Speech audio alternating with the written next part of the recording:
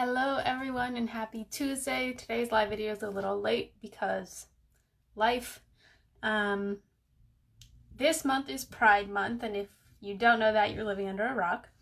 But I wanted to talk a little bit about the history of Pride in Canada, because if you're like me, you didn't grow up learning about this kind of stuff, and having been to school and having a lot of friends that are LGBTQI+, that I thought it would be nice to learn a little bit more about their history. So I found a couple of facts and then some important dates, and then I just wanted to talk about those. So the Pride Parade that now typically goes on in all the major cities in the world during this month, the event that inspired them was a march to commemorate the Stonewall riots.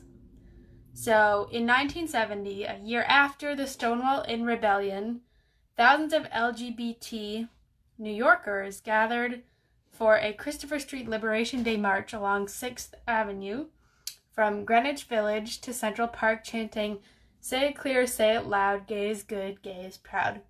The success of the march inspired local organizers across the US and around the globe to start their own LGBT marches. The biggest one is actually in São Paulo, Brazil, closely followed by, I believe, New York and California are both very high attendance as well.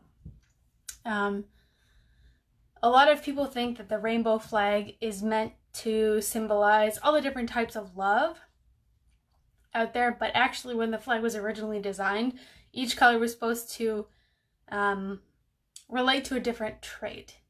So I thought I'd go through those. When it was originally designed, Gilbert Baker assigned different meanings to each color.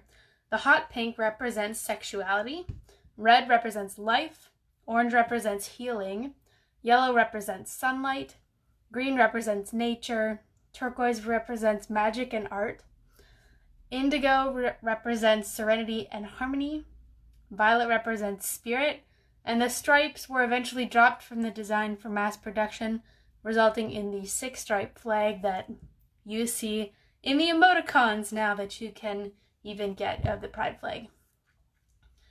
And of all the presidents we've ever had, only 2 have ever actually acknowledged Pride Month, Obama being the most vocal about it.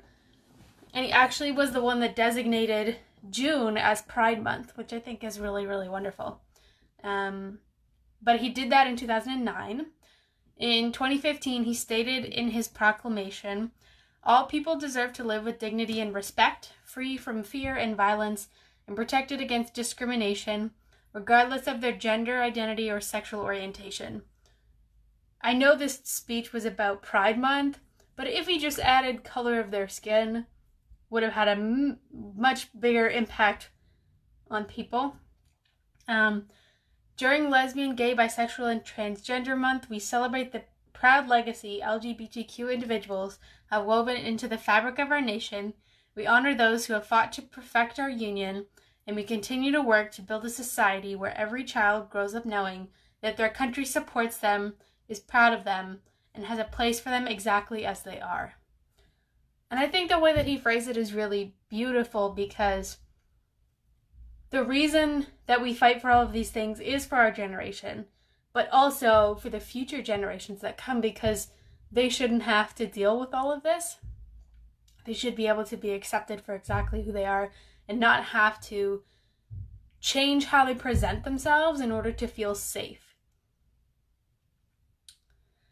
And I want to talk about legalizing gay marriage, because those of you that followed it in the US for a long time, the original fight for it started in 1970 when a couple petitioned for a marriage license and was denied, so they tried to take it to the Supreme Court. Unfortunately, the US didn't legalize gay marriage in all the states until 2015, when the Supreme Court decided, based on a landmark case, that they would just flat out legalize it across all of them. Although in some states it was faster than others.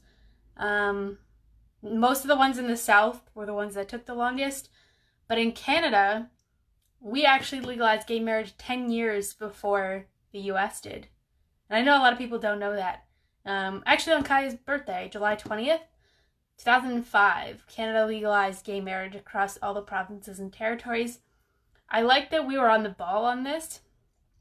But it's still, LGBTQ people waited a really long time for this to be recognized that their love is just as valuable and sacred as everybody else's.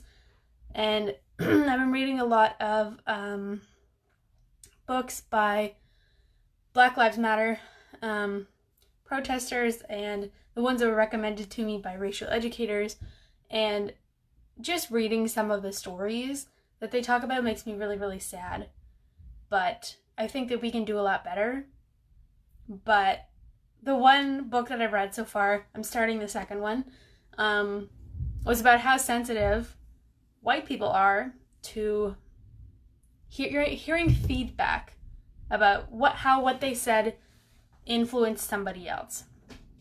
And most people in general don't like hearing what you said hurt my feelings because people aren't used to talking about those feelings. So when it gets to the point that, in the examples in the book, that somebody would say in a racial education class that the company paid for to train their employees, somebody would say, or the leader of the class would say, what you said made this person uncomfortable and here's why. The person would immediately freak out, start crying, and then quit the class. It's like, you signed up for this racial education class because you wanted to learn, but as soon as I point out something, you immediately cry and quit the class. But I think it's definitely worth educating yourself about being a white woman myself. Obviously, I grew up in a small town. It was predominantly white until probably the end of when I was in elementary school. We started getting East Indian families and a lot more Asian families, and I had quite a few friends that were non-white, but there wasn't that many. My town was very small back then. It's not so much anymore. But when they started building all the neighborhoods, all these families came in, and I was like, wow, we're going to learn so much about their culture, and it's going to be so exciting. But it kind of stayed that those groups kind of stayed where they are, and they don't interact a lot with everybody else unless they're out and about. But that's something that I'm very proud of my town for, is having everybody's welcome here. Or as a white person, that's how I perceive it. I don't know if that's actually how it is because I can only speak from my experience. But if you are a human being out there, just try to do your best. All we can do is try and learn and grow and support other people no matter what. As Obama said, regardless of their gender identity, sexual orientation, or the color of their skin. I added that last part. But I hope that you are doing some learning about this. It's a really important topic to me because I have quite a few friends that are LGBTQ and I want them to feel safe. But that's all I have to say for today. I hope you have a fabulous rest of your week. I know it's going to be really hot this week, so make sure not to leave your pets in a hot car. Please, please, please don't, because a lot of them can't even stand being outside for a little while because it's so hot. But putting them in your car, they could die. So please be safe. Enjoy the rest of your week, and I will see you later this week.